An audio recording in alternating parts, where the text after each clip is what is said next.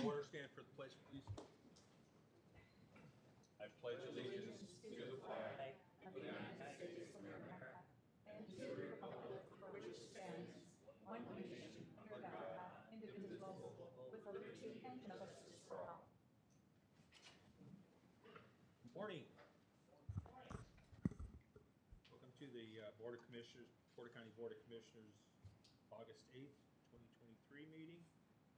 We'll start with the consent agenda. Approval of payroll, August 4th, 2023. Approval of claims, July 27th and August 3rd, 2023. Approval of minutes for July 11th and July 24th, 2023.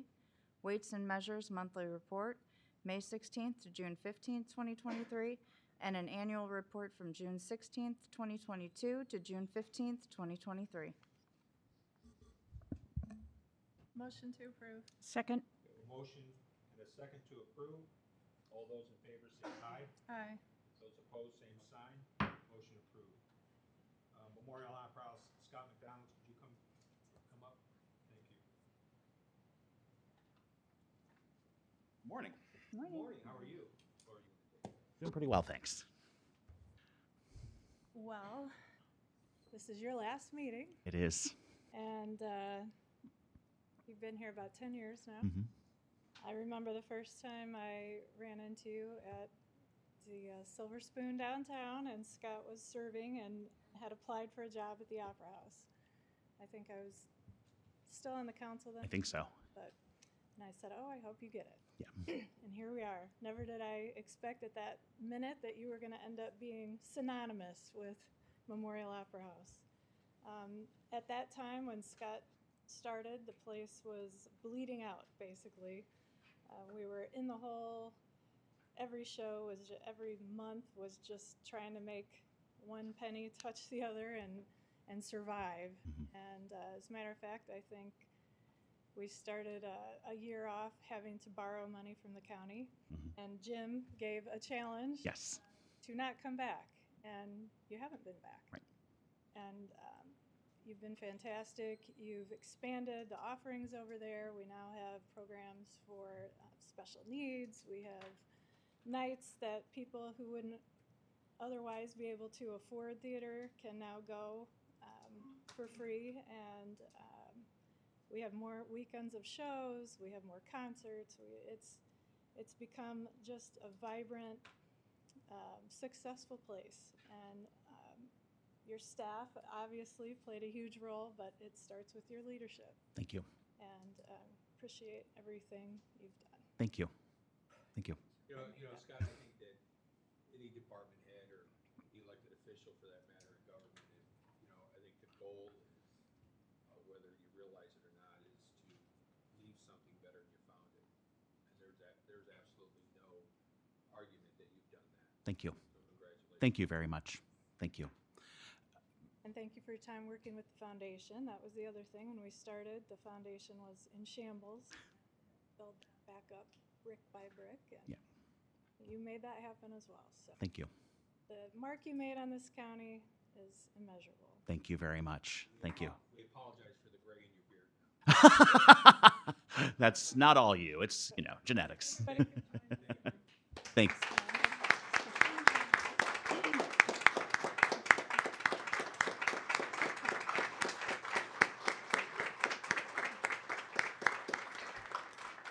I have to come up with Okay. May I just say something very, very, very briefly? I'm going to paraphrase this. A.A. Milne said, how fortunate I am to have something that makes it so very difficult to say goodbye to. And I truly, truly appreciate all of the opportunities that I've been afforded by this board, by the council, by the Memorial Opera House Foundation, and our patrons. So thank you very much for standing by us all of these years. I know it hasn't always been easy, and it hasn't always been fun, but it's always been worth it. So thank you. Thank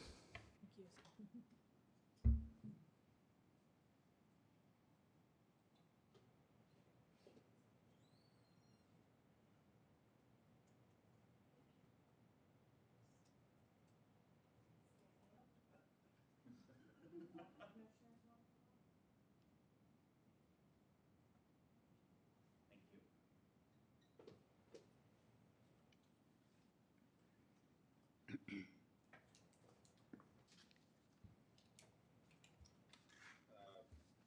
appointment of the interim director in Scott's absence.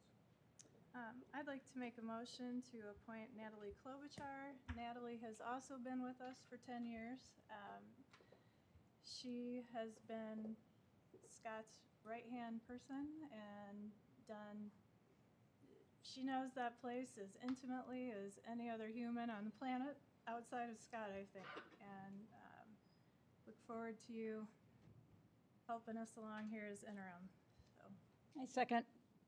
We have a motion and a second to appoint Natalie Klobuchar as the interim director of the Memorial Opera House. All those in favor say aye. Aye. Those opposed, same sign. Motion approved. A request for bids for the MOH bid package 1. Yes, Scott Cherry from Skillman has put out a notice to bidders for the bid package 1, which is the brick masonry repair phase of the project. And Laura and Jim, if you remember, this package actually was put out a couple of years ago in the spring.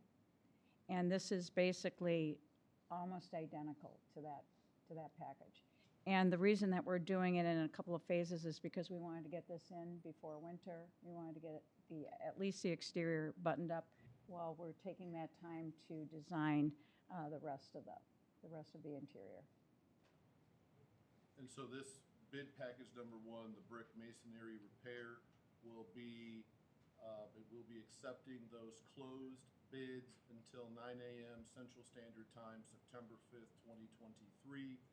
Then they will be opened publicly and read aloud On the 12th.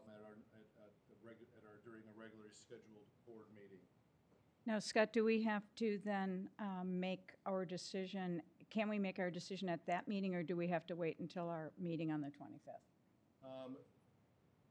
It depends on if the construction manager is comfortable after reviewing those bids, if we were to maybe open those bids at the beginning of the meeting, and it was clear enough from the review during the meeting that we had responsive and lowest bid, it would be possible to award at that meeting. It just depends on the complexity of the bid itself and also the amount of bids that would need to be reviewed. But I think we would be able to have a better idea when we see how many bids actually show up. Okay. And exactly what is in bid package, in the bid package number 1? It's just the brick masonry repair of the exterior of the building.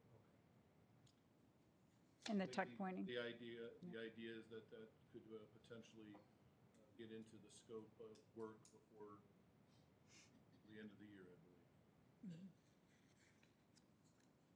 So we will shoot for having approval of the contractor at the 12th, but if we're unable to do that, then we will approve that contractor at our meeting on the 25th.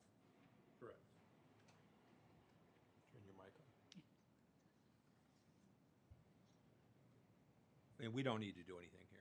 We did what we needed to do. Okay. Announcements. Now we need to do the MOH Foundation. Okay, I'm sorry.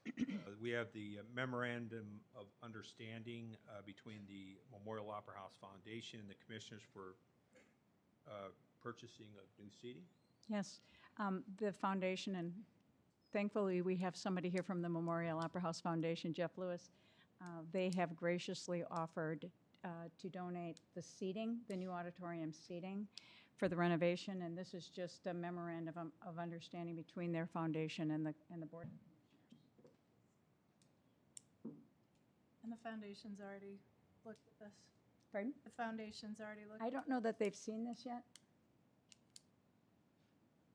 It's set up in a way that the foundation would be donating the new theater seating.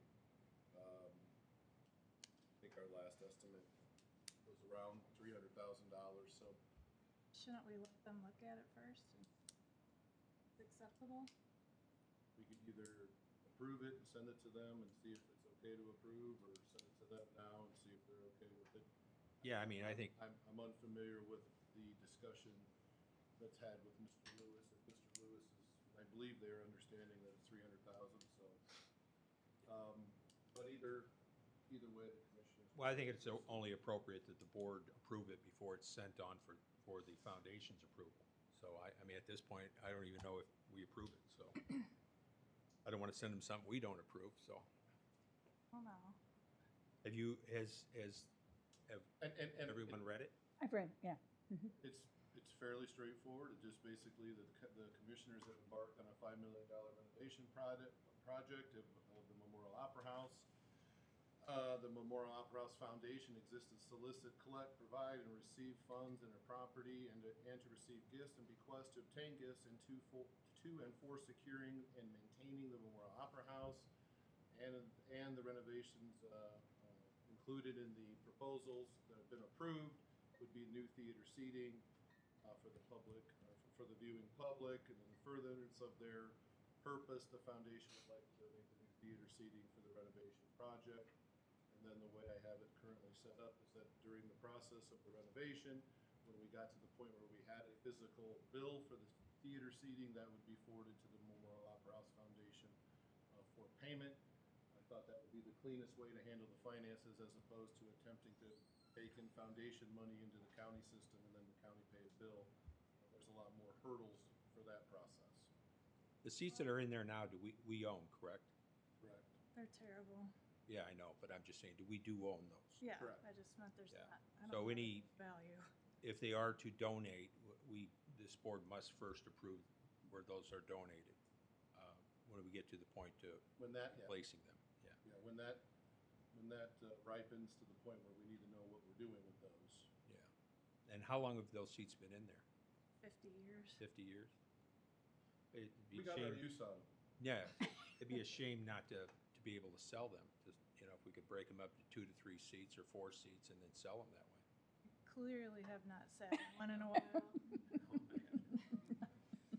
Okay. I hope we communicate with the foundation along the way, rather than just telling them what we're doing. I would make a motion to approve this contingent on the approval of the foundation. I second. Okay, we have a motion to approve with the contingent of that the foundation also agrees. All those in favor say aye. Aye. Aye. Those opposed, same sign. Motion approved.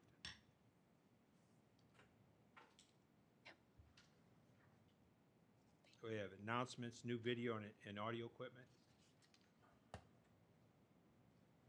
Morning, Lee. Good morning.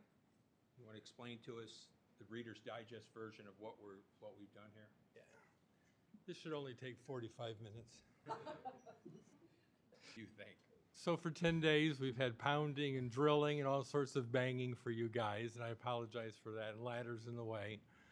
But all the rewiring has been done in here. New tech's been put in here for the most part. This is our second meeting this morning. We had a couple hiccups, a couple glitches, but we're working our way through it. What do we add to the system? Everything's now controlled from the back. You don't have all sorts of different hands-on equipment. If a person wants to present something and they're sitting where I'm at right now, they can plug in their own device, do it themselves. They don't have to yell next to the person over here all the time now.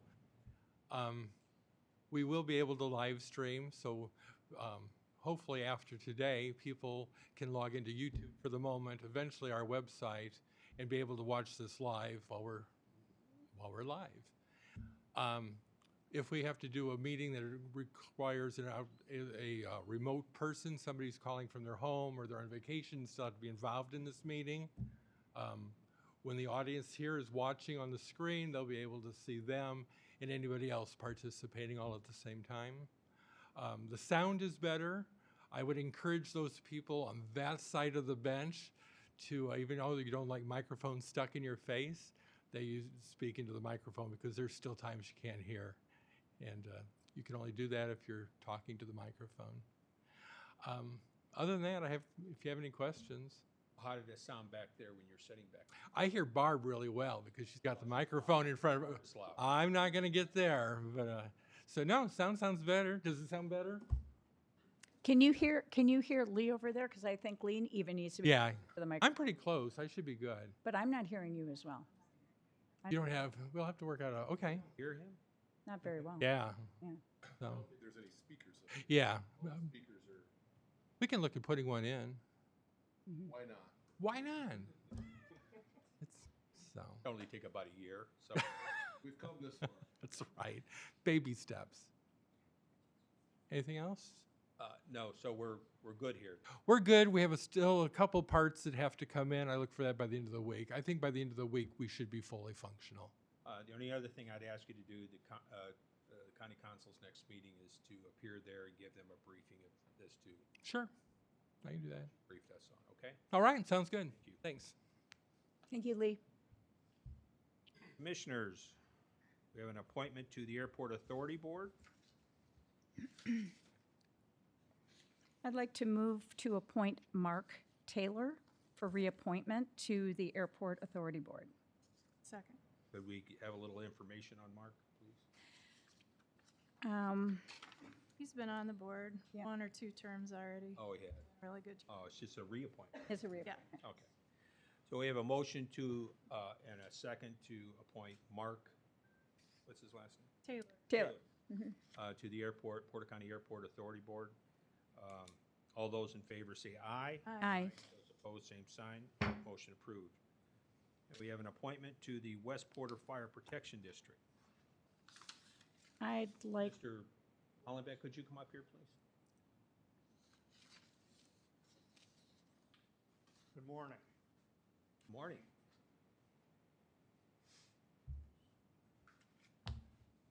Chuck, go ahead. Chuck, you sit there. Near the microphone. With me is Chuck Moore, who's the current chairman of the West Porter Township Fire Protection Board, and Craig is the candidate that the governing board has determined is best qualified to fill the vacancy created by a resignation from the board. And we're here, I think I gave you a packet of material, of letters of support and whatnot, and we're here in hopes that you will in fact appoint Craig to fill that vacancy for the remainder of the unexpired term. We'll certainly happy to answer any questions you may have. Ready for it, Craig? Yes, sir. He looks like a fireman. He's helped me in the past, so I'm very much like to approve him for the board, because Yeah. I've worked at different elections out there at our school and some at the fire stations, and Craig has helped me in that area. Yeah, he So I know he's very competent. appears to have an impressive background, so He does. confidence is 90% of this, is having a confidence in somebody, so. And one other comment, and that, we're very fortunate to have him step up and willing to serve on this board. Yes, I agree. I'll entertain a motion.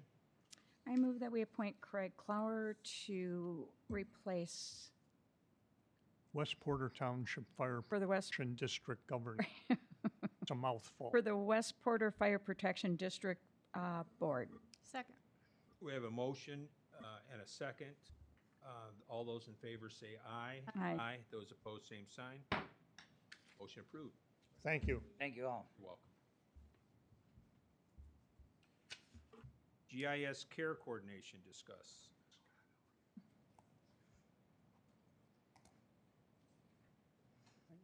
Morning. This is a discussion on a new program that we're looking to implement in regard to our county health insurance. Thank you. Yes. So good morning, everyone. I'm Candace with GIS. As you guys know, we've been working with the county for several years. We've been stepping through a strategic plan aimed at optimizing the employee benefit spend, or the overall cost of healthcare for the county employees. And the discussion today here is simply to seek approval on implementing the next phase of that strategic plan, which is the addition of APTA Health Care Coordination. The plan would be implemented effective 1/1/24 if approved. And so there's a few different things that typically drive the cost of healthcare. There's a lot of them, but a few that are super impactful. The first is the waste and duplication of services due to lack of coordination between providers. Another is the fact that members are kind of lost in a sea of options, just left to their own to navigate the crazy maze of healthcare, and they're often making those decisions after a new diagnosis during a very highly emotional time. So traditional insurance companies do engage some high-cost claimants, but typically only 5 to 10% of those individuals, and typically that engagement only takes place once the member has incurred $25,000 or more in claims. At that point, the care settings have been selected, the claims, the money's already been spent, so to speak. So care coordination is a long-term strategy that assists members in navigating those healthcare options and therefore decisions. Over time, it improves the health of the population, enhances member quality of life, and also helps to contain costs through engagement and better care navigation. Ultimately, this bends the trend of premium increases over time. The average increase to annual premiums for those groups not utilizing care coordination is about 7% annually. Statistically speaking, those who've implemented APTA Health Care Coordination see that trend bend over time from 7% down to 1.4%, significantly avoiding future costs. And so it's not a silver bullet that instantly lowers those plan costs. Again, it's a long-term strategy. And so we've prepared an outline using these metrics as it relates to the county's overall healthcare spend and how that translates to return on investment over time. And so if I could turn your attention to the handout that Eric provided here. And just ask what questions you guys might have. You stated over time, what have we seen, or what is the industry seeing? What is that time period typically? How long is it taking? So yeah, again, it's year over year. So those not utilizing APTA Healthcare Coordination see about a 7% increase to their total claims cost each year. So what the outline projects is what the county's expected cost in claims is for 2023. So if we did not deploy care coordination, we would expect to see approximately a 7% increase for 2024, 2025, and then 2026. With the deployment of care coordination, we would see that 7% reduced to only 1.4%. And so the cost in 2024, it's a cost avoidance. So in these 3 years, our hypothetical 2024, 2025, 2026, if we were to stay the course and run that average 7% year-over-year increase, looks like your math has that, I believe, if I'm reading this right, the total cost of the APTA are roughly $260,000 to $270,000 a year, correct? Correct. So that's on some employee cost per month, so that will go up and down based upon how many employees we have on the healthcare plan. Correct. And so the total cost over the 3 years, we're projecting with the industry standard numbers of about $791,000, just under $800,000 of total cost to APTA. But the logic behind that move would be that in that same 3-year period of time, we would have saved $3.5 million minus what we paid for APTA. Correct. It's hard to call it saved because it's truly a cost. It's avoiding, we're ultimately avoiding we're basically taking our year-over-year claims-related increase that runs between 5 and 7% a year, and this has been shown through the industry. This isn't a new. Correct. This is we're not the first people to do this. Correct. So we have enough industry proof to show that this program does reduce that to as low as 1.4% year-over-year increase. And so in the cost avoidance, within a fairly, maybe even the first year of implementation, we will get our return on investment. And then from that point on, we are saving roughly 4 to 5% year over year off the claims, and the claims are the largest chunk within the health insurance. So those do create a significant amount of money to be saved. Yeah. Can you explain why this works? I mean, Scott and I are familiar with this, but for the other commissioners and for the audience, what care coordination is and why why we have that anticipated cost avoidance. Can you just talk about that a little bit? Yeah, absolutely. So let's say I receive a new diagnosis, I get a prior authorization for a service, and then my provider says, go. Whether it's an image, whether, it's a surgery, anything to that nature, I'm just kind of lost in a sea of options. I don't necessarily know if I'm walking through the highest value care setting. I don't know if this provider has, good results. I don't know how long my therapy is going to be. So care coordination offers real-time intercept. So as soon as that prior authorization is written, basically the provider is reaching out to the care coordinators. The care coordinators are then cued to engage the members. So it really comes down to member engagement. Nobody's forced to go to a certain care setting. They still have the option. But because of that engagement and assistance in navigating the healthcare system, hospital readmission rates go down. They're able to get their prescriptions at a lower cost. Ultimately, they're able to get better care for a lesser cost. So that's where it helps to lower the overall claims dollars and enhance member quality of life. And from the employee's perspective, how does that look? Absolutely. So it's kind of like a white glove concierge service. So the care coordinators are not just there for those who are high cost claimants or receive a new diagnosis. They're truly there to help them navigate the health plan as a whole. So one of the other programs built within the county's health care plan is the Franciscan Clinic. And so when they're calling into the care coordinators asking, where do I go? How do I get the services I need? It can help drive traffic to the clinic. It can help with a variety of things. It also monitors high-cost claims as they come in. So hypothetically, if we had someone not adhering to their medications, that could result in a catastrophic claim.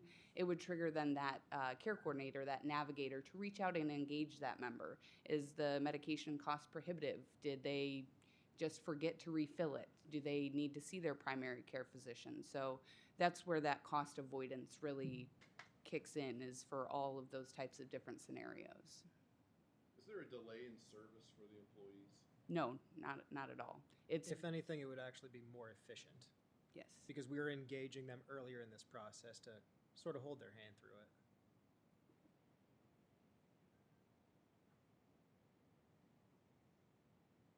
From the health insurance meetings, I mean, this has been out, as the health insurance has been, being managed with the help of GIS and all the different options we have to keep the costs as low as possible and the benefits as good as possible.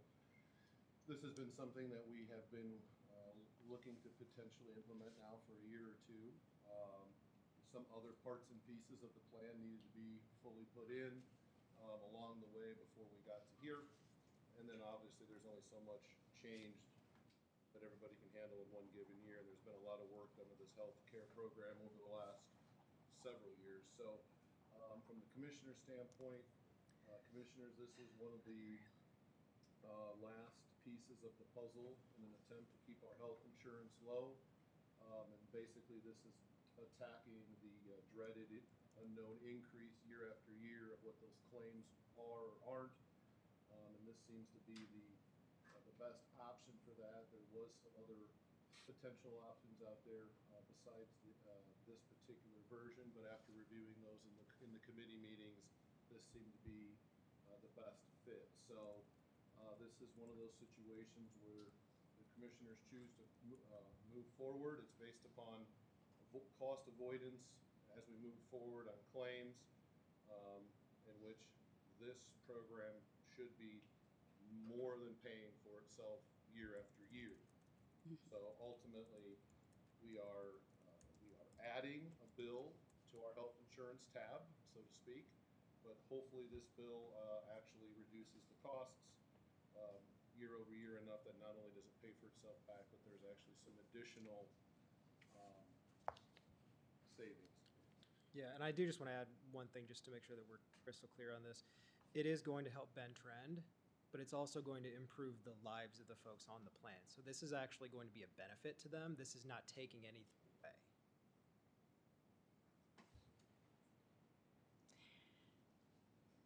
Well, that's why I see this as a win-win, because at the county level, from a fiscal perspective, we're actually going to be avoiding some costs, and hopefully we'll see the decrease that you're showing here that has been a historical trend. But also from the employee perspective, they're going to see an increase in benefit. This is going to seem like a better plan for them than they're seeing currently. Spend a little money to save some money. That's the idea. I'll entertain a motion. I move that we approve adding the care coordination to our healthcare plan. Second. We have a motion to approve and a second. We had a care coordination, what do you call it, care coordination? What's the position? It's just APTA Healthcare Coordinator. All right, so moved. All those in favor say aye. Aye. Aye. Those opposed, same sign. Motion approved. Thank you. Thank you. Thank you. Thank you. Rhonda, HR Director Rhonda Young.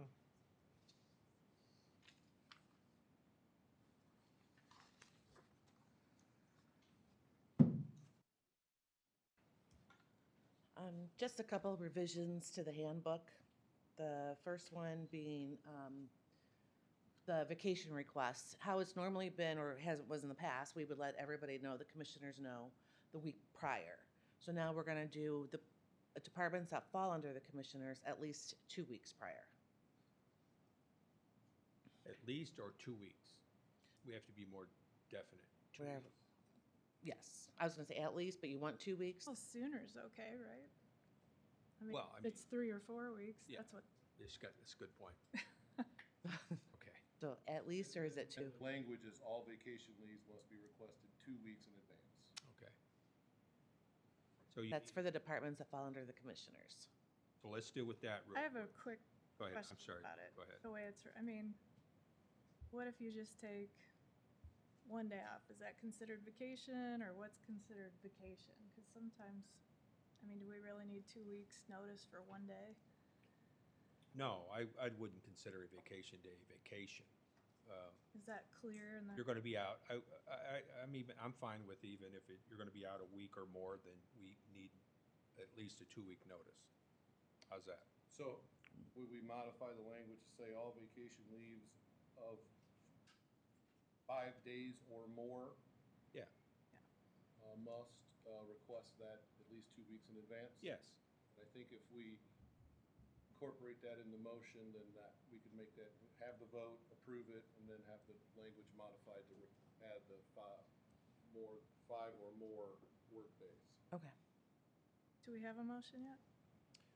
I don't believe- No, we don't have a motion. I'll make a motion, including what Scott said. That's recommendation. Yeah. I think okay, and just to be clear, the recommendation was is if there's the request is for a week or more vacation time. 5 days. 5 days. 5 days that we must receive a 2-week notice. Am I correct with that, Scott? Correct. Okay. We have a motion and a second. All those in favor say aye. Aye. Aye. Those opposed, same sign. Motion approved. Okay, and we have an amendment to the employee handbook regarding when the holiday schedule will be set for the following year.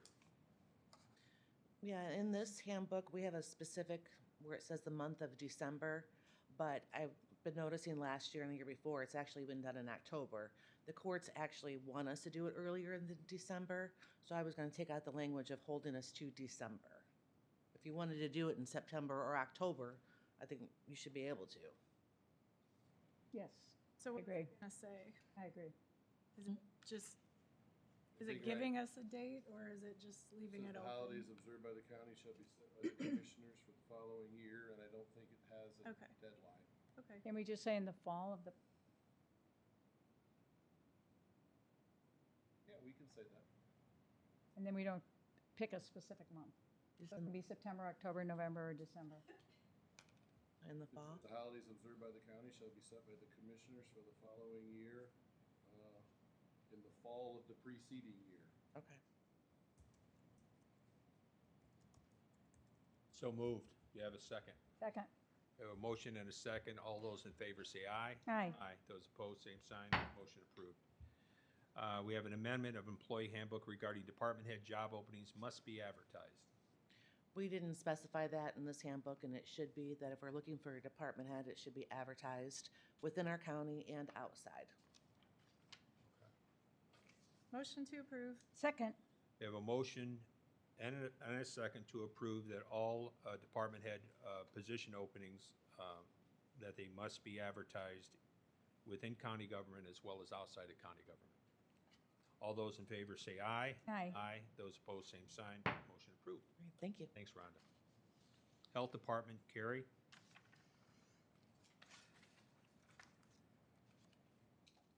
Get to pronounce your last name for me, Carrie, so I don't mess it up. Geschwind. Bushwind, okay. Hi, how are you? Doing well. How are you? You're here to, you want the commissioners to establish a non-reverting fund, number 8917 for tobacco prevention from the Health Innovation Partnerships and Program Health Issues and Challenges Grant. Correct. Yes. Okay. I move that we approve the ordinance establishing a non-reverting fund number 8917 for tobacco prevention from the Health Innovations Partnerships and Programs Health Issues and Challenges Grant on second reading. Second. We have a motion and a second. All those in favor say aye. Aye. Aye. Those opposed, same sign. Motion approved. Thank you, guys. How's the new job? It's going well. Going well? Okay, good. Thank All you right. guys very much. You're welcome. Debbie Gunn, Director, E911. We have a request for an additional appropriation, Fund 4922, in the amount of $7,197.31.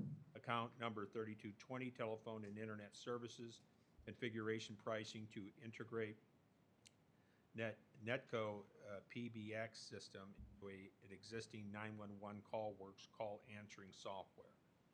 Absolutely no idea what that is. None. Most people don't. As you know, as the county knows, we've been transitioning from Frontier to NITCO. Most of the county has already accomplished that transition. Because of the scope of the work involved with, as you can imagine, the 911 department, we have a specific call answering software, which is Motorola CallWorks. And the scope of that project was greater than anticipated initially when this project got underway.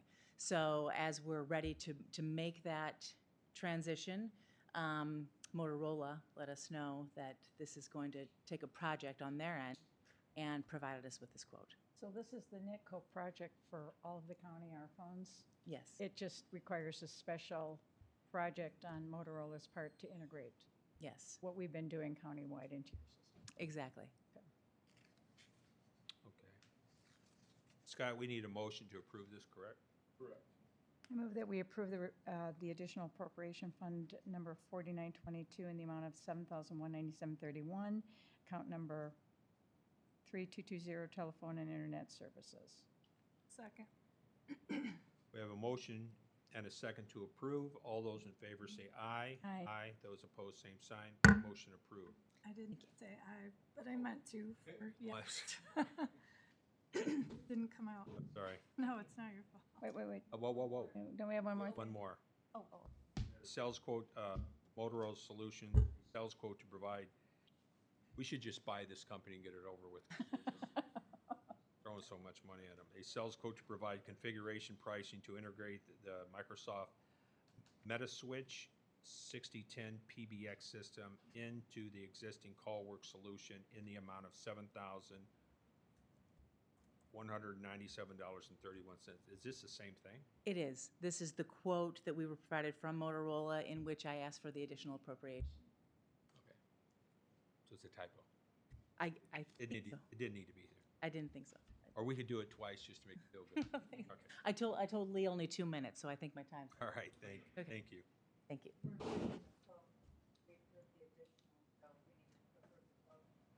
Okay, Do we need to approve the quote, Scott? Karen's shaking Because her we head. are buying it, so yes. Okay, The top is the procedural hurdle to get to the council to get it done. The sales quote is to actually purchase it. Okay, I move that we approve the Motorola sales quote to provide configuration pricing to integrate the Microsoft Metaswitch 6010 PBX system into the existing CallWorks solution in the amount of $7,197.31. we have a second. Second. We have a motion and a second to approve. All those in favor say aye. Aye. Those opposed, same sign. Motion approved. Thank you very much. Thank you, Melanie. Karen Martin, our county auditor. We have a Washington Township ARPA agreement. And Scott, can we do these together or have to do them separately? And Two ARPA agreements, you can approve them together. okay, and then we have a Pleasant Township ARPA agreement as well. Motion to approve the Washington Township and Pleasant Township ARPA agreement. I second. We have a motion and a second to approve. All those in favor say aye. Aye. Aye. Those opposed, same sign. Passes. Then we have an ordinance establishing tax management assessment non-reverting fund 1185 for the hiring of a third-party auditor to perform an independent reassessment for the Cleveland Cliffs property tax appeal first reading. Karen, could you explain what this is real quick? Yeah, just for clarification, on a regular basis, we have individuals that work with us. TMA is usually the company that we have that goes out and assesses locations, whether it be personal property or whether it be as property itself. So what we need to do is re-up this contract we've had with TMA before. I want to clarify that this is not just for Cleveland Cliffs, this is for anyone that needs to be evaluated. And if you wouldn't mind, I would probably address the assessor for more detail. She might have some information on the ones that she's going to be using. Morning. Thank you. Good morning.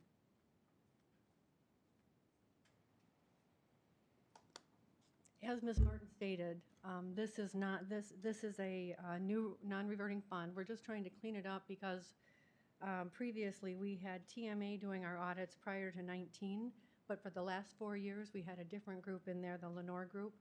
And we just weren't super happy with their performance, so we decided to go back to TMA and have them do our audits again. Now, these are only on over 80. This is for personal property only. It's the over 80 personal property audits, and it's for everyone. I'm not certain why we got Cleveland Cliffs in there. We didn't mean to single them out because we're certainly not.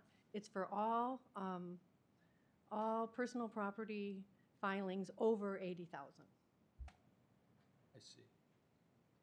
Well, we have to have the first reading, so that's going to require us to temporarily close the commissioners' meeting and open up a public section of this meeting, and where we ask anybody who wants to speak in favor or against this ordinance to come forward. And I'll start out with those who would like to speak in favor of this ordinance. Please step forward.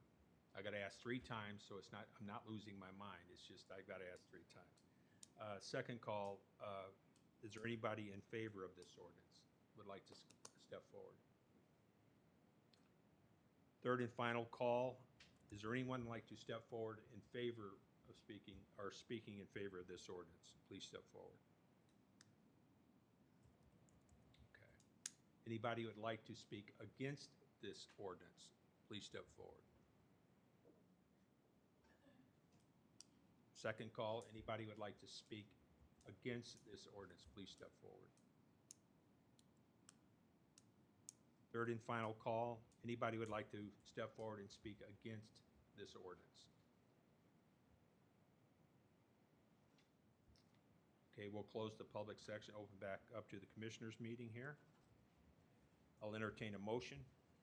I move we approve the ordinance establishing a tax management assessment non-reverting fund number 1185 for the hiring of a third-party auditor to perform an independent reassessment for personal property over $80,000 on first reading.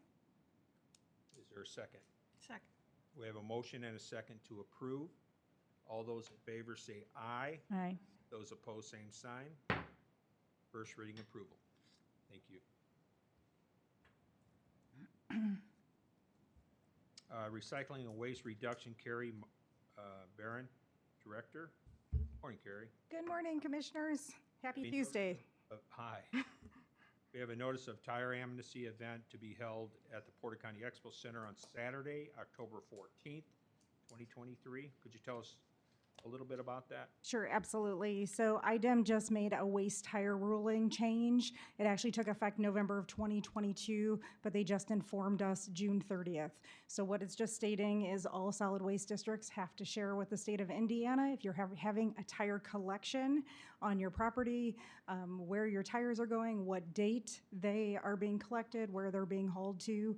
And secondly, why it's coming in front of the commissioners is because we hold our household hazardous waste collection and tire collection at the Porter County Expo Center, which is owned by the Porter County Commissioners. So we must receive authorization, permission, consent to have tires collected at that time. With your permission, you're aware that the tire collection is happening.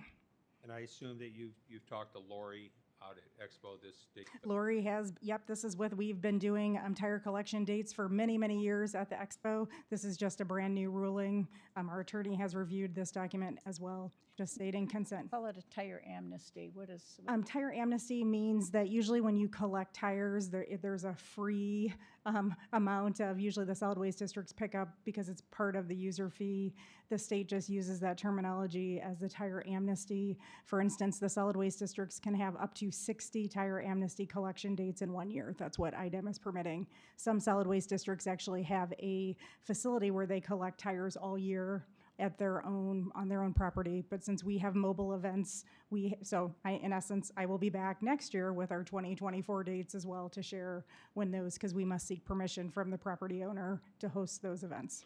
So if I had some tires I wanted to dispose of on this date, Center, what do I need to bring with me other than the tires to be able to do that? We have a handful of guidelines, but for instance, 4-passenger tires, there is no fee. But let's say you're somebody who does a lot of tire changing and you have 20 tires, we have to charge for a fee after that.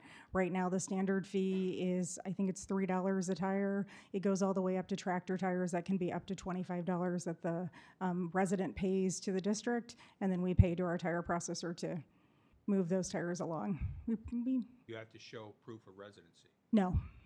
How come? It's at just one of our household hazardous waste events. As people come through, they just come through and state that they're part of the tire process, or that they're to drop off tires. The same way that they would show up with household hazardous waste chemicals. Some events we have 500 to 1,000 cars that come through our collections. Yeah, I don't know how I feel about that, honestly. I mean, you're funded through a tax rate.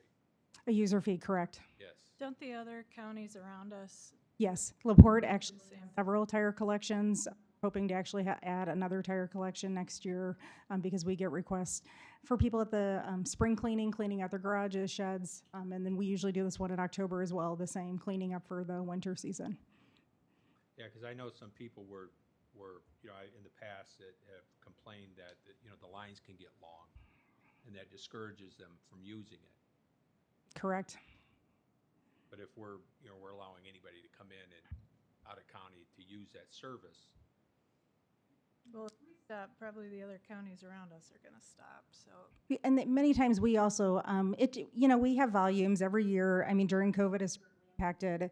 Last year, I want to say we maybe took in, it was a full trailer, a 53-foot trailer. So that's about standard material that we receive. We do have residents who call us year-round because unfortunately, we only offer one collection date in October. So if you don't want to keep that tire in your garage, most local mechanics will, for a fee, maybe we charge your first 4 passenger tires are free, but they might charge $5. So somebody's willing to pay the $5 just to get the tire out of their off their yard. It would be helpful if we had some kind of idea how what percentage of the tires that we're taking are actually from our residents. Okay. I don't think that'd be too difficult to try to determine that. No, at this time, no, because we track the number of tires and how many come in, so we can certainly add, are you a Porter County resident? Most people usually are very honest, and I mean, when you do household hazardous collections, I've had residents show me their driver's license as they're pulling through saying, this is where I'm from, so. Yeah, maybe we have 2 lines, Porter County residents, Porter County residents first. That's who we only try to take, so we get a lot of Porter County residents. So do we need a motion to approve this date, Scott? Yes. Okay. I move that we approve the tire amnesty event to be held at the Porter County Expo Center on Saturday, October 14th, 2023. Second.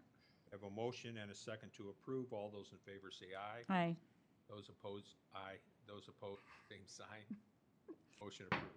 Thank you. Thank you. I just need a copy, so I don't know if Melanie or afterwards, so I need to send it down to the. We'll give it to you. Perfect. Thank you. Lee Childers, IT. We have an amendment to the employee handbook regarding the management of user passwords. The amendment just covers why we have secure passwords, what is a secure password, how to develop your secure password, if you type it wrong, what happens, how to remember a secure password, what not to do with it, like write it down and stick it under your keyboard. Just security cleanup. I move that we approve the amendment to the employee handbook regarding the management of user passwords.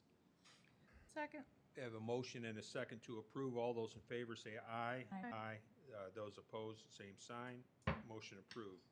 At Comcast, we have a business service agreement for internet service at the North County Annex.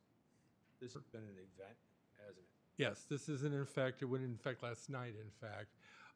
As of Saturday, a week ago, the radio out at Portage died, which left Portage without internet for a week. And that tower is ancient and it's hard to find parts. So we scheduled Comcast to come in and install an internet line. That was installed last night. So far, so good. I move that we approve the business service agreement for internet service at the North County Annex. Second. We have a motion and a second to approve a business service agreement for internet services at the North County Annex with Comcast. All those in favor say aye. Aye. Aye. Those opposed, same sign. Motion approved. What's the long-term answer here? The long-term answer is Comcast is now going to be our primary source of internet. It's faster, it's more stable. When we're back with using radio, and what radio means is there's a tower on top of the courthouse, there's a tower at the Portage Center, and those two towers talk back and forth via microwave. And so when it rains bad, if a tree blows in the way of the radio waves, they'll lose power or they'll lose internet temporarily. This is much more stable. The original idea was then we would repair the tower and that would be our backup internet. I'm almost thinking we're not going to do that. We're going to pull in another internet line from NITCO as a backup. The reason for that is twofold. The radio tower is old. It's going to cost a significant amount of money to bring it up to standards that we can find parts for easily. The other reason is even if it were working properly, if the Comcast line were to go down, there's probably 2 hours worth of manual labor to switch over. Whereas if we use NITCO as a backup, there's equipment out there that'll just switch automatically when Comcast goes down. I like that idea a lot better. Yeah. Lee, does this bring to mind any other location within county government where we need to also think about and be proactive? Already have. Juvenile also uses microwave at this time. We were not able to run fiber to the juvenile center because of a conflict, you'd have to ask my network people, but our telephones would not work if we use fiber at that moment out at that location. Now that we've changed our phone provider, we'll be running fiber out to the juvenile center, not be reliant on radio out there. Okay. Thank you. Right Stuff Software, a quote to provide a hosting environment for precinct manager installation pertaining to offsite hosting in the amount of $400 per month. Sure. Precinct managers employ a time clock system. Historically, we have kept the software on site. When it needs to be updated, we schedule a time with Right Stuff, and they'll do all the updates, make any changes that we need. And this route, and this is the way they prefer it now, is they will host the software. You won't notice any difference on our side, but anytime there's an update, anytime there's a patch to the software, it's done automatically by them. We always have the newest and greatest immediately when it's available. But if our internet is down, then this doesn't work, right? If our internet will never be down, never. Don't say that. He just jinxed us. Uh, So what do, If our internet, what are we doing now? what are we doing now is we have a computer downstairs which holds the software. And like I said, we just plan on updates and they fit us into their schedule. This way, they manage all the equipment. We don't have to ever worry about updating equipment, software, hardware. They do it all. And I like that part of it. They do it. It As would far be a backup. as far as you say, what do we do if we don't have internet? No. If it was out, we wouldn't be able to hit our computers as well. Okay. So what do we, the way that we're doing it now, say over the last 5 years, what does that cost us? Equipment changes, probably a couple $1,000 every year or two. Over every year? A year or two, yeah. This would be a little more expensive. It's the convenience of having the newest software immediately. And them taking care of all the equipment. Well, and we don't have to host it on our equipment that can get outdated. They're hosting it on their equipment. I think this is a good I solution. understand the convenience of it, but, you know, it's another $400 a month, you know, Right. forever. Sure. And I can guarantee you that this time next year, we won't be talking about 400 a month. It'll be another figure, right? Probably. But I understand where you're coming from with it. The only thing I ask you to do is keep close tabs on it. Mhm. That we're actually getting A benefit, sure. being sold currently, so. I'll entertain a motion. I move that we approve the quote with Right Stuff Software to host our precinct manager software off-site for $400 per month. Second. We have a motion and a second for approval. All those in favor say aye. Yeah. Aye. Aye. Say aye. Those opposed, same sign. Motion approved. Thank you. Facilities?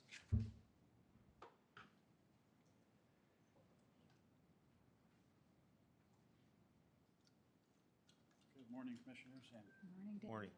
What do you have for us, Daniel? I have a couple of items. Number one, a long-awaited replacement for our computerized maintenance management system. We currently actually use two different systems. We have one that if anyone's put a work order in for us before, you're familiar with the web interface for through the internet, through our intranet, which works well, but that system cannot do preventative maintenance tickets. That is to say, tickets that automatically are generated, say for filter changes every 3 months, or drain the compressor of water, that sort of thing that we want to do to maintain equipment. Our guys do those things. We just do it through another piece of equipment, another software piece, which costs about $4,400 a year as of last year. But having the two systems separate is just kind of bulky to have to check each one all the time and see what's coming up. So by going to the GNX Core system at $2,400 per year, for this first year, we will be able to do both those together, have all the tickets created in the same work order system, and we'll also get better service for our customers because rather than just having certain people able to put in tickets, anybody can put in tickets. And what are we doing now? Right now, we have a system where you can make a request, like say there's a can light out in the room through the internet, and that's what we'll call that a repair request. That's one system we check. And then we look for those work orders to come in, we print them out or assign them to a guy, print them out or whatever, and then they do it. The other system is an auto generation report. Let's say on the first of every month, we'll say, at this building we're doing all of the water testing, or this building we're doing all of the boiler checks for that building. Those are automatically generated. Maybe you either print out or just create or generate on a computer a screen to say, here's 15 work orders for this guy, the HVAC guy, 10 work orders for the plumbing guy to do backflow prevention, that sort of thing. Those are generated automatically. He completes those and closes those in there. One benefit of having them in the same software is you can now give me a better idea as management of the department how many hours we're spending on preventative versus proactive, reactive. The protocol that we're using right now, what is that costing us a year to maintain it? So the one is pretty much free. It's a copy of the system. As I understand it, it's kind of a copy of the system that IT uses for the same. So that one doesn't cost us a new one. The preventive maintenance one, which used to be a company called Facility Dude, which has been replaced by Siemens, a very large company, took over that company. That one is $4,400 a year this past year. It runs for, Be eliminated if we, if we go to this. That's right. This do everything that the other two systems do? And more, yes. Okay. so we're actually saving some money, Absolutely. We're saving about 40%. a better system. Exactly. It's a win-win. You may have wanted to start it out with that. So what? Didn't right. bury the lead. I'll- Motion to approve. Second. All those in favor say aye. Aye. Aye. Those opposed, same sign. Motion approved. Okay, the other one is, this is a request for a proposal, or a request to approve a proposal from Structure Point. Structure Point's given us a proposal for $79,950 to do a structural analysis and budget, and give us a budget planning tool for the administration of buildings garage. The building's about 32 years old at this point, and it's in surprisingly good condition for a garage of that size and that age, but it is starting to show some needs. There's been a few pieces of concrete that fall out during the wintertime in particular, during the seams. And so the issue primarily there is needing to replace seals on top. We also recently, at your suggestion, we got a proposal for just to replace all those seals since they are at the point where they should be replaced in terms of, you should do this every 20 years or 30 years. We're at that point for the garage.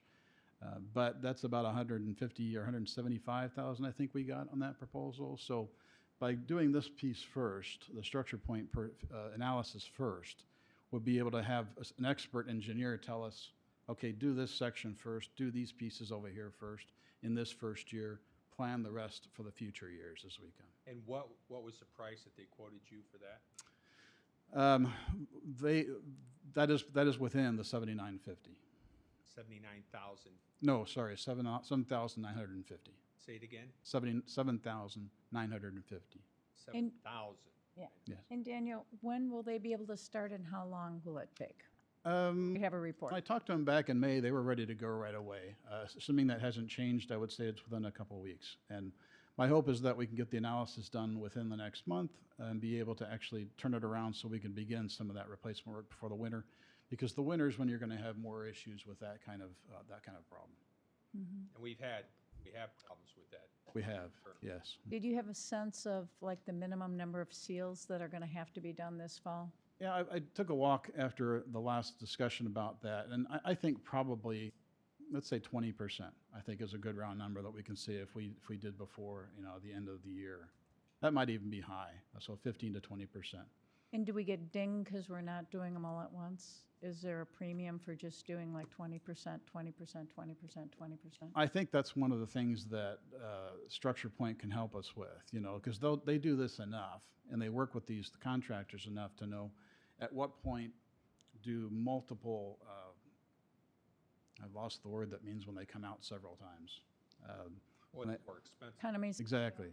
It means it's good, yeah. And set up again. Yeah. Yes. Mobilization. That's it, mobilization. So how many mobilizations do you do? Yeah. So I think that's one thing they can help us with. Okay. Okay.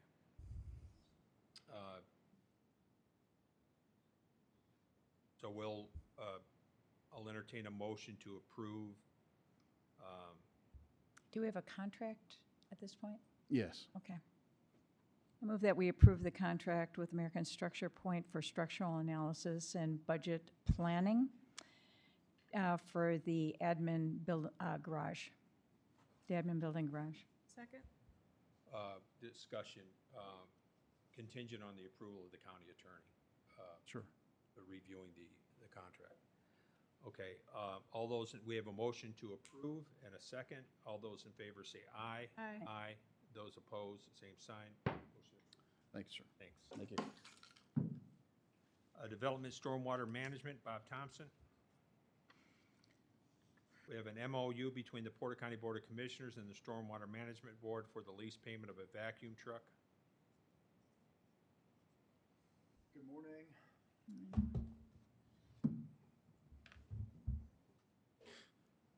Yeah, this is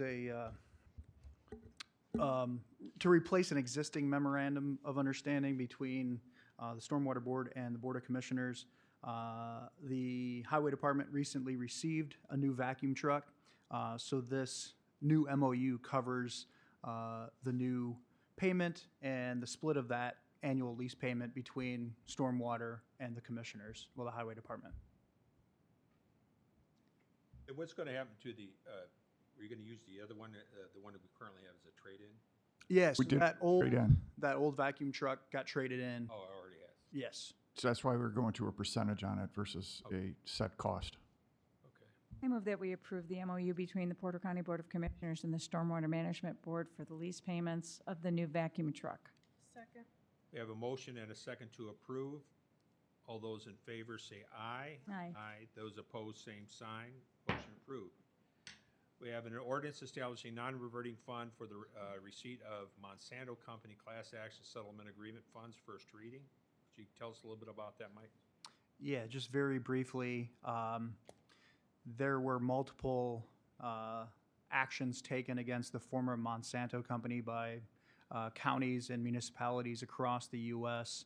For Monsanto's role in manufacture, distribution, and handling and disposal of PCBs, which are polychlorinated biphenyls, an industrial chemical used in a whole lot of things.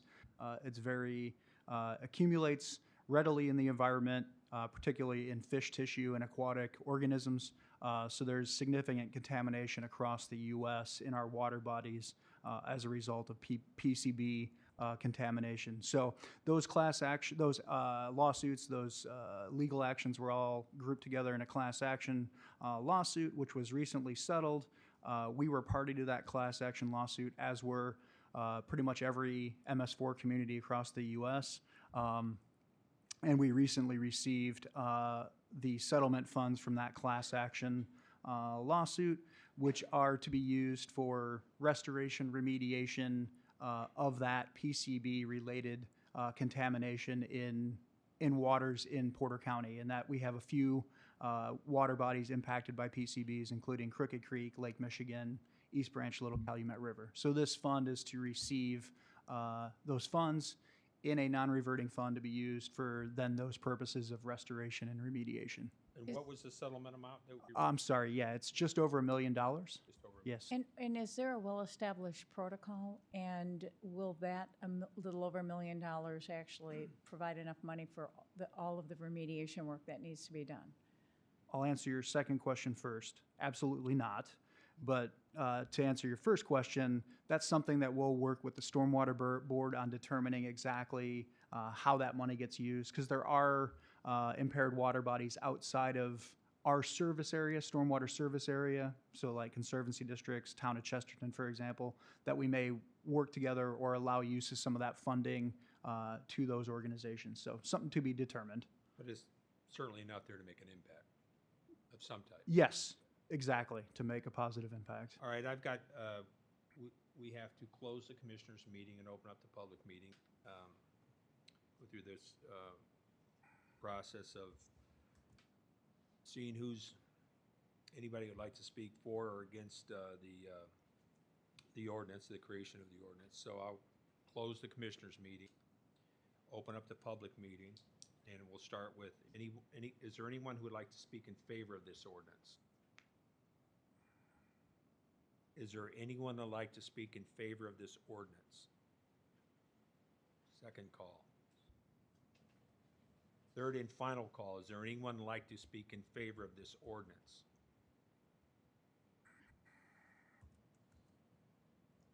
Is there anyone who would like to speak against this ordinance? You have some, you would like to speak in favor? Okay. I don't know, it seems pretty obvious that we like. You need to step up to the mic. Oh, you can No, come right here. over here, over here. Give your name. Timothy Madden. We can't hear you, sir. My name is Timothy Madden. Okay.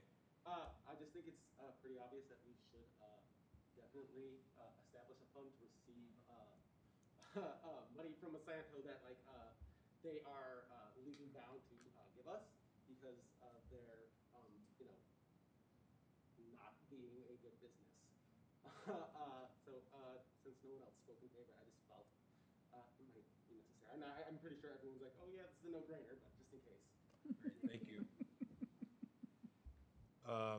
Okay, we'll first call anyone that'd like to speak against this ordinance. Second call, is there anyone like to speak against this ordinance? Third and final call, is there anyone like to speak against this ordinance? Okay, we'll close the public sector, open back up to the commissioners. I move that we approve the ordinance to establish a non-reverting fund for the receipt of the Monsanto Company class action settlement agreement funds on first reading. Second. We have a motion to approve and a second. All those in favor say aye. Aye. Aye. Those opposed, same sign. Motion approved. And we have selecting a consultant to provide design and engineering services for the replacement of small structures, County Road 100 west over Damon Run and County Road 750 west over Roper Ditch. You have a recommendation. Yeah, very briefly, based on the proposals we received on our evaluations of those proposals, we're recommending to the board that they select HWC Engineering to provide design and engineering services for this project and allow us to enter into contract negotiation with them on this project. We have a motion. So moved. Second. We have a motion to approve HWC for the small structures projects, County Road 100 west over Damon Run and County Road 750 west over Roper Ditch. All those in favor say aye. Aye. Aye. Aye. Those opposed, same sign. Motion approved. Thank you. Thank you, guys. Thank you. Is there any other matter which may properly come before the Board of Commissioners? If you step to the mic and just state your name and where you live. You don't have to give your home address. Anna Hearn from Autumn Oaks in Valparaiso, Indiana. And I want to thank Mr. McClure, Ms. Blaney, Mr. Biggs, and Ms. Regnitz for all helping or attempting to help in this matter. We have many people from Autumn Oaks. We have people who bought properties in the new development that is going in. There may be someone from Aberdeen here as well. When we bought my home in 2011, I'm a single mom with two beautiful girls. They were 2 and 4, and now they're feisty, independent teenagers, 15 and 17. I bought it because of the beautiful backyard.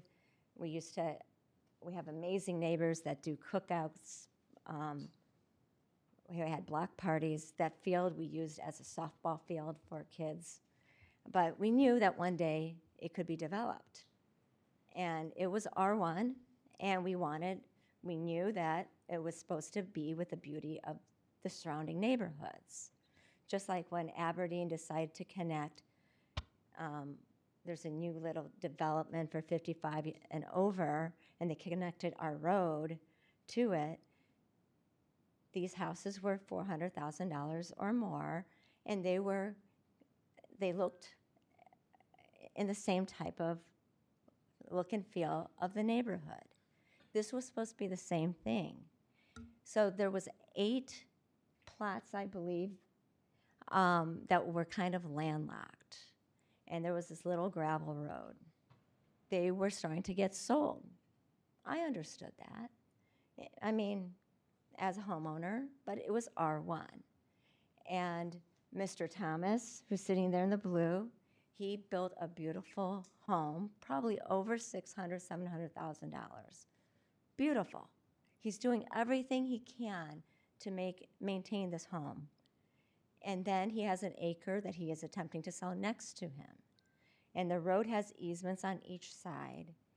And he's having major problems because the woman who lives across the street on Division is putting purple stakes on his property, stating that he can't go do anything on his side of the property. So whoever developed this land and made these property lines were horrible. Well, that's the issue on them. There's some litigation. The second is someone by the name of Russ Buch's and his wife, they bought another piece of property. It is about 1.4 acres. I sent all of you the information. He plans on, because he cannot get financing per the people who live in that subdivision, to build a regular house. He plans on building a pole barn with a residence on top. Now, right now he lives in Aberdeen in an apartment. And of course you don't want to pay Aberdeen rent in an apartment. So he plans on doing that first, but he also owns a Valpo Excavation and Septic.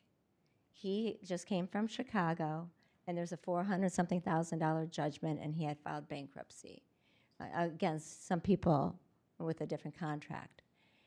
He has, for the past week and a half, 2 weeks, and I am sorry about bombarding you with texts, but he has continuously had equipment, his business equipment, which you guys could go on his Valpo Business and Septic site. Anna, if I could stop you right now, because I don't want to waste any of your time or any time in the audience. You've been very good about informing the commissioners about what's been going on there. What I would like to do is Bob, can you come up front real quick? And what I would like to do is ask the Plan Commission to take a hard look at all of this, okay? Thank you. So we can get through the weeds of it all and then have Bob report back to the three commissioners as to what he has found. All right. Okay. Because there's also, he's also building a pole barn for another, if you go on his webpage, and he hasn't had his variance granted, so there's no reason for all these pole barn materials to be on his property and equipment. The commissioners, but the commissioners want to be reaffirmed that the permits are or are not there to do whatever's being done out there. We want to know exactly what's going on out there. Sure. And I don't even know if you've had the opportunity. Code enforcement has been out there and they have been speaking with the parcel owner. Parcel owner was told to remove this equipment off of the property. They cannot have the storage of his business equipment on the property. We'll go back out and check on that. I did not see from the photos any sign that they were attempting to make the construction of any structure out there. Yes, there was some material out there from what we saw in the pictures. We told them, the parcel owner, that they needed permits for this, that if, and the discussion was that they wanted to build a pole barn to store their material for the house first prior to building the home. They were instructed that they needed variance if they wanted to do that. That's just to hold that material until he got his permits. He still needs a variance to do that. To be able to do that, yes. Okay. A accessory structure, pole barn, cannot be built before a primary structure, the residence on a house, on a parcel of land. So we're watching it, yes. Okay. We'll make sure we give reports to you on this. Okay. I mean, if So let's continue to, keep an eye on it. I guess, if I could add, okay, go ahead, Ms. Rick. I'm sorry. So what legally can this property owner be doing right now? What can he legally be doing at this point with whatever permits he has currently? What is he allowed to do? Just so that they. well, they don't have any permits right now on that. Okay, So, can but they I put any mean, building materials on the property at this point? we'd have to go out there and actually look and check. No, but I mean, it's But can they store their property? Well, And the reason why the question is difficult to answer is that if he was, could he have building supplies on the property in this residential zoning, assuming we were getting to the point where someone was coming and getting a valid permit? Probably. But to answer the question of, I have a residential piece of property and I've dropped off, I'll make it up, 6 pieces of plywood. That is not something normally we would go out and say, this is outside storage, you need to take care of it.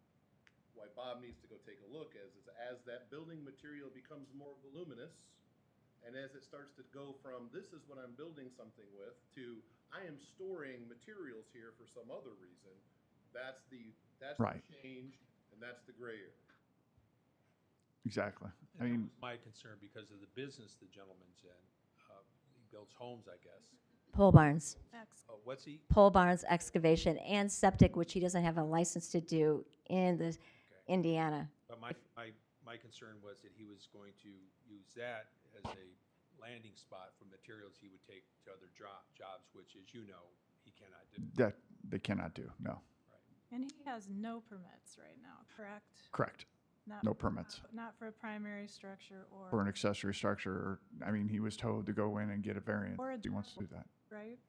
Does he have a driveway? That one I would have to double check it. He has excavated for a driveway and put stone and gravel in. That I have not checked to see whether or not he has pulled a driveway permit. Video you. Yeah, yes. But I believe it's also off of a private road too. So, but we'll double check that.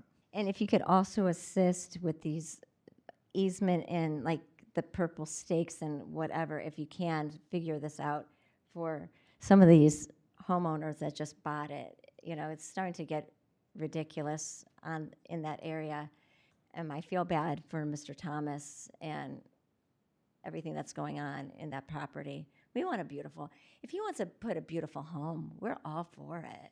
Bigger the better, right? We want nice homes to be in our county. Well, you know, beautiful's in the eye of the beholder. Absolutely. Here at county government, it is that we're expected to enforce our county ordinances. And Correct. He's doing something he shouldn't be doing.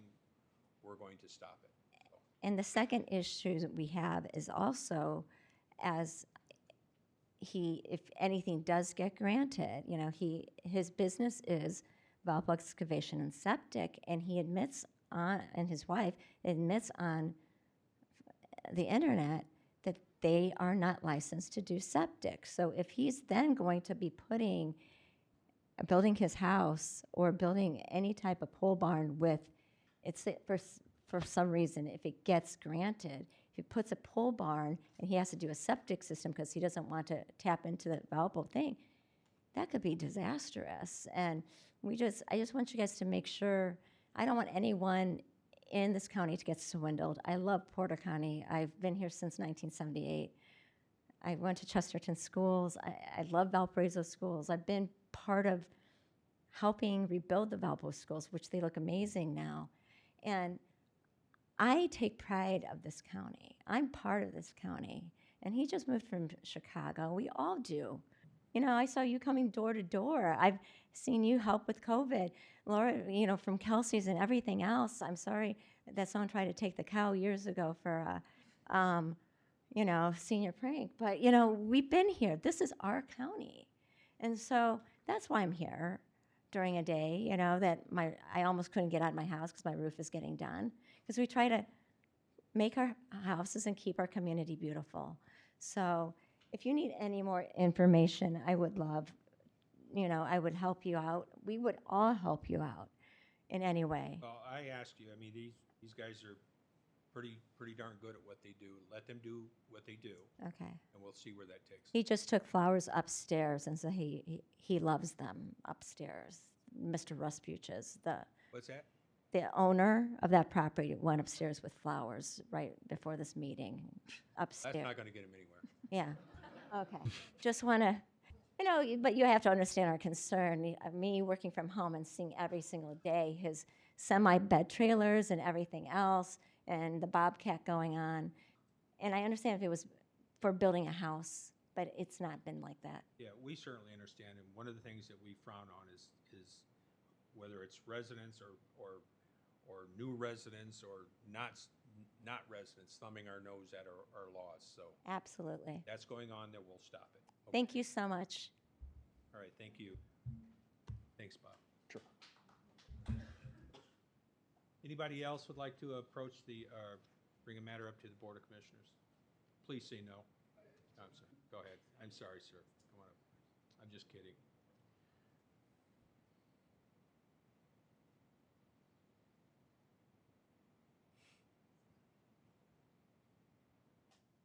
Hello, my name's Joseph Thomas. I'm one of the builders that she was talking about in that subdivision.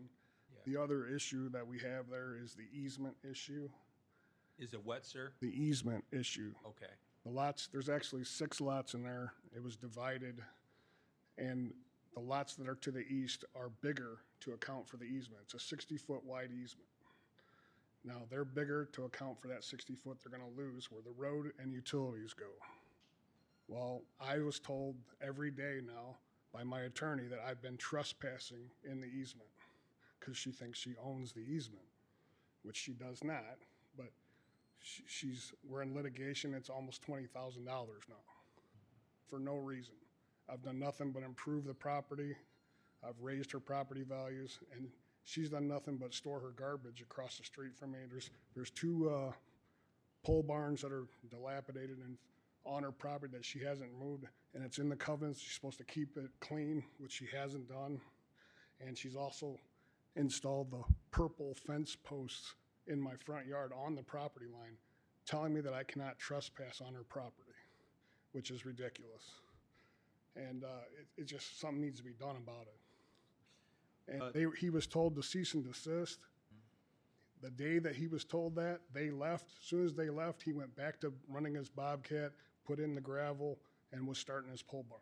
So who is the easement with? I couldn't hear you. Who is the easement with?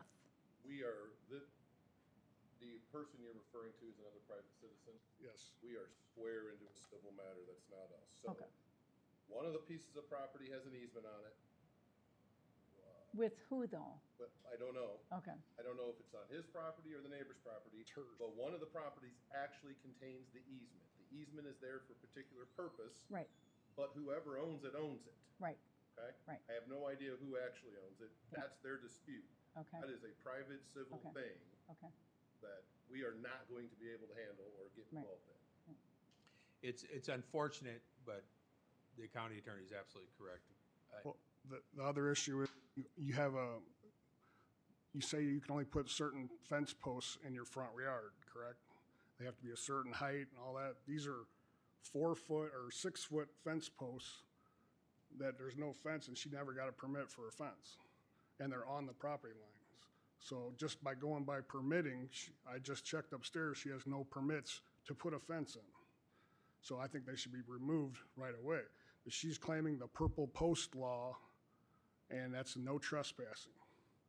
We're talking about 8 foot of property for the road. So there's the road, 8 foot of property, and then my property line. She put them on my property line and says I'm not allowed to trespass. But you're stating they're on your property, Right on the property line. on the property line. Okay. Well, we don't have any ordinances that prohibit a property owner to put in poles, I don't think. Well, according to when I look, Calling them something else, But we don't have a rule as to how close you can get to the property as long as you're on your property. We do have rules as it relates to getting permits for fencing, and then there's rules for where fencing can go. correct. Roughly, the fence can't go in your front yard. The front of your house is if it's oriented to the street, is where the front yard starts. And I believe our code in residential is a 6 foot fence, not in the front yard, and it does need a permit. If in fact there's a fence here that hasn't been permitted, then that should be referred up to staff upstairs, and staff should go and investigate that. Go do the process and procedures that we have in place, and get down to the bottom of it. And if there isn't a permit, we have a process to deal with that. That's what needs to occur with the fence. That's why we would be involved with the fence, making sure it's in the right location and the right height And permitted. and permitted. Yeah, which it's not, because I just checked. So, is today the first day upstairs was aware of that? No, but I've called them before, but I just went up and checked again to make sure she didn't change. Well before. Oh, it's been, she put them in on New Year's Day Of what year? last year, not this. So they've been there for a while, but Okay. with our litigation going on, my attorney, because my wife pulled the posts out, and she called the Porter County Police. They came. I don't mean to interrupt you, but this is where we get into some significant overlap. So I think we should have direct our staff to go get an idea of what's going on. We need to steer clear of the private litigation, enforce our ordinances and our ordinances only. And I think we should have them go out there as soon as they can to figure out what's going on with the fence. You can arrange that, Bob?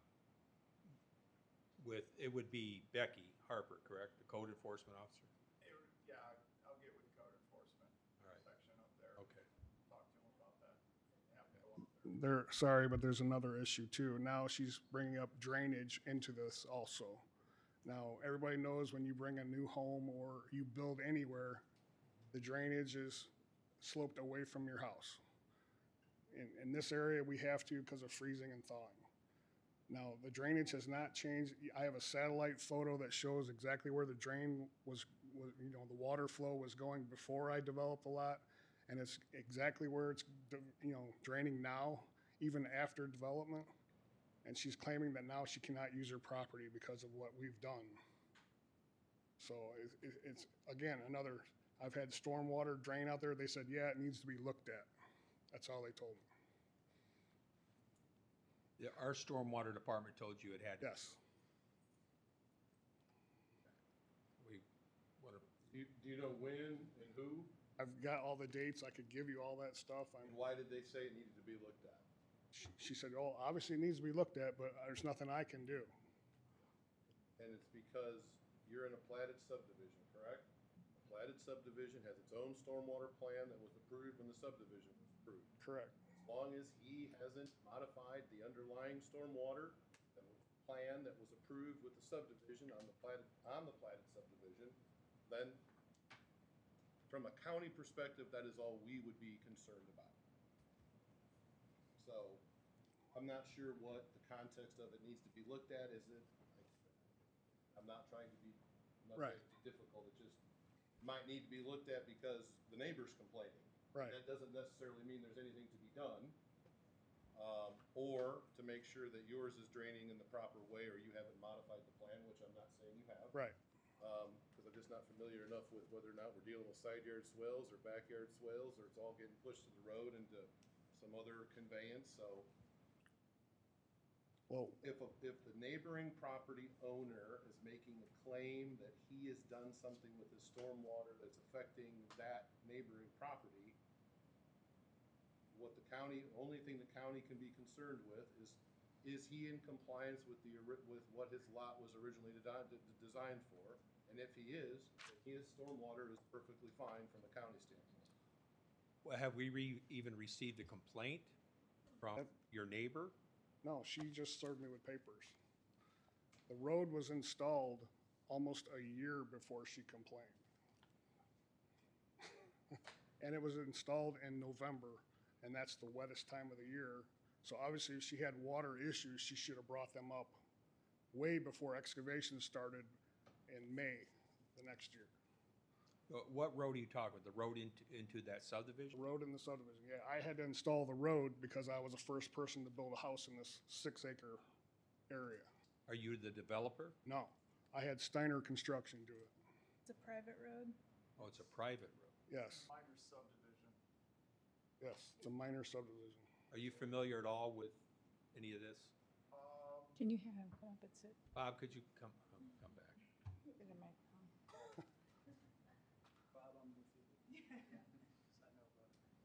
Sorry, it's been a nightmare. Yeah.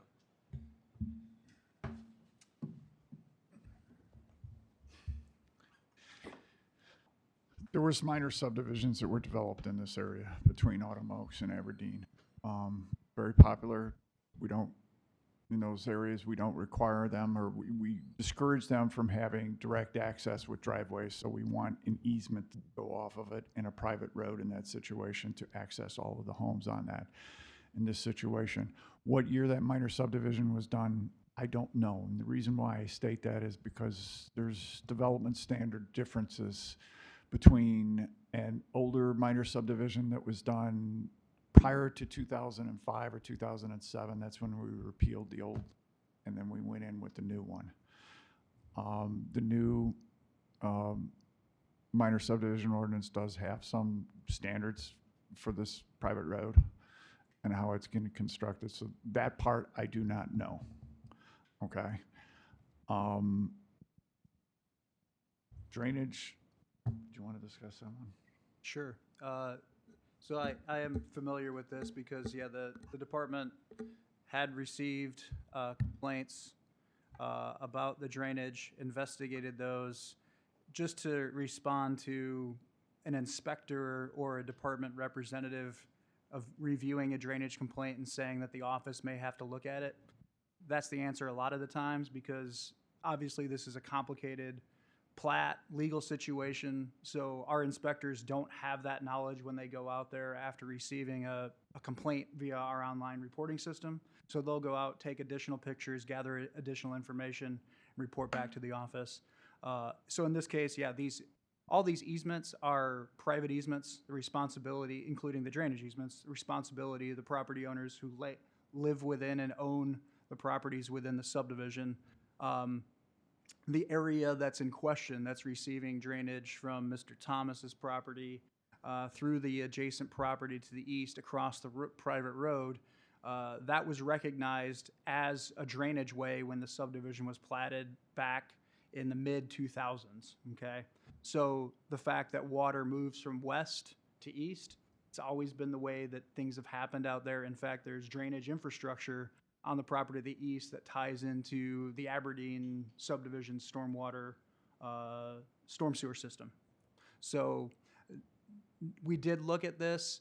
We reported back to the complainants that, look, all of these issues and any need for stormwater improvements in the subdivision is very clear in the plat, as well as the conditions, covenants, and restrictions document that the residents that live within the subdivision that own the properties are responsible for conducting any necessary improvements and for managing those easements. So they have to work together on anything that comes up and needs to be improved, addressed. Obviously, there's complications because there's lawsuits and litigation involved with these property owners, but we did review the drainage situation. We didn't find any issues with the way that the home was built or the drainage patterns that resulted. Okay. Was this property, the property owner you have the issue with it, was this property owner there before you started building? Therein lies the problem. Yeah. Okay, well, as Attorney McClure stated, I mean, it just clearly looks like civil matter, which we can't inject ourselves into for several reasons. But he at least has the fact that, from our perspective, that he You has. don't have a drainage problem. Yeah, exactly. But she, Unless, as Mr. McClure stated, you've somehow over the year, over the time you've been there, the augmented. nothing. I've added some trees. Okay. Well, and the other point being that the documents say that the property owners, if there is a problem, the property owners have to work together to solve that problem, okay? So that. This reminds me of why we all get heartburn over minor subdivisions and private roads. Right. Because you sit up here long enough, and that's private roads take people to communicate and get along and Yep. work together. We see how well that works sometimes, Yep. especially on private roads when it involves money. And when these minor subdivisions come in, and when they were designed, this one was probably in the mid-2000s. This is a different situation. And Yes. private roads will continue to be one of the biggest thorns in the commissioner's office for years to come. And the road's not even completed. It's supposed to be 20 feet wide. Right now, it's only 10. That's why it's a private road. That's why it's, yeah. So, I mean, Really, I mean, gonna- the key here is communication. You need to go buy a gift basket over to her. Oh, she was really nice when I first moved there, and she wanted me to bush hog her property that's a mess across from me. And then all of a sudden I get served with papers after she had some complaints with my contractor because they parked on her property. I feel for you. I mean, there's nothing worse than living next door to somebody you're not getting along. Right. And then I have, like I said, other homeowners here too, and I'm trying to sell a lot next to me. And then there's other issues there. Well, it's hard for me to sell a lot when I have litigation going on over somebody. It just makes it almost impossible. Well, I hope we at least gave you some clarification where we're at with this. this. So as far as the fence posts though, I mean, that's one of the codes, they say. We'll send have to have a somebody, permit. we'll send somebody out there to take a look at it. Okay, Look at thank you. Look at it. Appreciate it. If they Okay. don't have your contact info, you might give it to them before. Okay. All right, thank you. All right, thank you. We are in recess. Somebody else? Question. Somebody else? And we had one more person or back there. Yeah, somebody else might speak.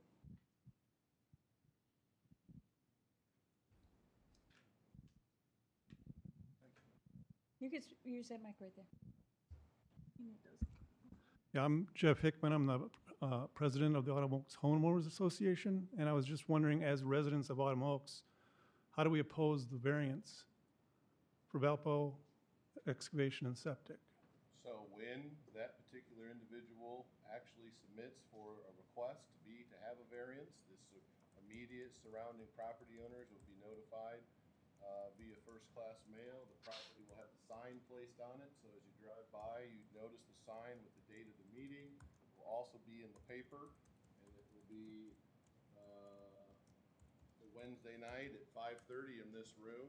And if in fact, when that happens, then at that meeting, it would be a public meeting and a public hearing, at which time you could remonstrate for or against. Thank you. Anyone else? Do the commissioners like to? I have a question if there's nobody else. All right, go ahead. I'm sorry. Go ahead, Laura.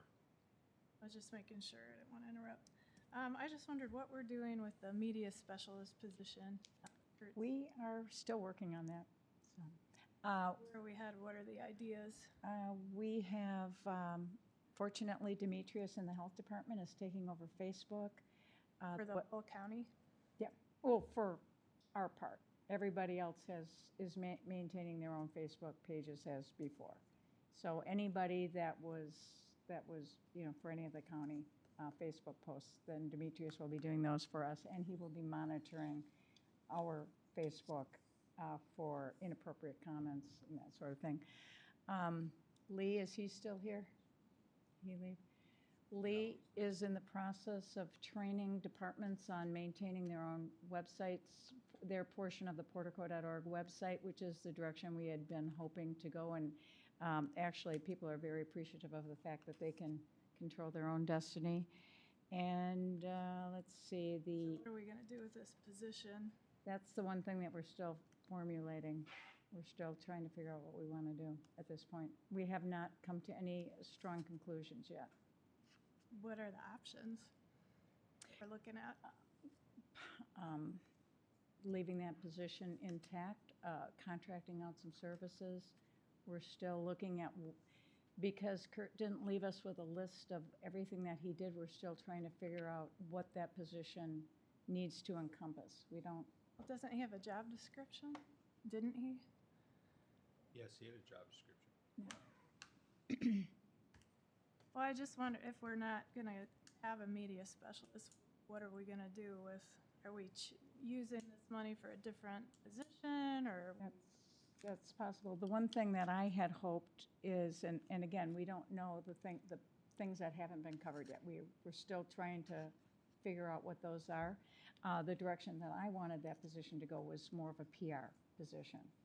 So I was hoping that once we figured out what still needs to be covered, and then we can talk about the PR aspect of this position. Well, it seems like there needs to be some discussion between you two. I gotta be honest, I don't have a lot of interest in it. Okay. I'm just gonna be real honest with you. Mhm. I don't, I just wanted to know what's going on. Yeah. but I think that, maybe an admin meeting where you can sit and talk about it and brainstorm and pound something out, and then bring it back to the board would be probably the best approach. Perfect. We do. I know, Laura was around when that was first created. I know you have spent a lot of time looking at this, so you two are the obvious people that need to be talking about this, so. Will do. Yeah. Okay, and then poor Kathy doesn't sit there and have to type for 2 hours that you figured out. Right? All right, anybody else like to speak to the Board of Commissioners? Well, thank you and have a great rest of your week. We're adjourned.